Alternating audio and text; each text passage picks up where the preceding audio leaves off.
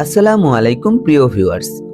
ঢাকা যে শহর কখনো ঘুমায় না, সেখানে আজ মানুষের চোখে ঘুমের বদলে ভয়।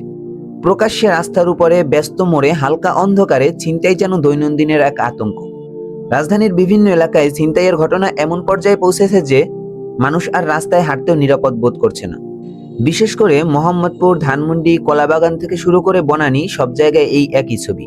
রাতের শহর এখন ভয়ের শহর। এদিকে মোহাম্মদপুর ঘটে গেছে আরেকটি দুঃসাহসিক ঘটনা।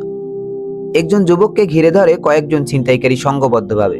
তারা তার কাছ থেকে মূল্যবান জিনিসপত্র কেড়ে নেয়। আরেক ধাপ এগিয়ে তাকে ভয় দেখাতে ধারালো অস্ত্রও ব্যবহার করা হয়। এই ঘটনার ভিডিও সামাজিক মাধ্যমে ছড়িয়ে পড়তেই মানুষ ক্ষোভে ফেটে পড়ে এবং ছিনতাই হওয়া সেই ব্যক্তির দাবি স্থানীয় যুবদলের এক নেতা এর সাথে জড়িত।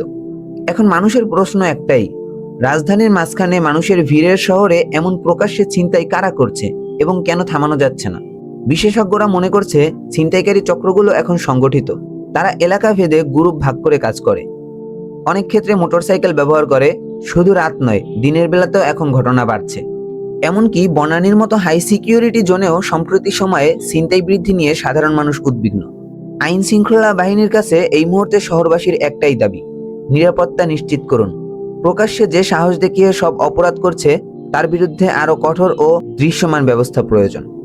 ঢাকাবাসীর রাত আর ভয়ের রাত হবে না, এই বিশ্বাসেই সবাই আবার স্বাভাবিক জীবনে ফিরতে চায়। কারণ নিরাপত্তা মানুষের অধিকার, আর এই অধিকার যে কোনো মূল্যে রক্ষা করা জরুরি। অবশ্যই আপনার একটি মতামত কমেন্টে জানিয়ে যাবেন। নেক্সট ভিউ, সত্যকে জানুন, ভয় নয় ভাবুন।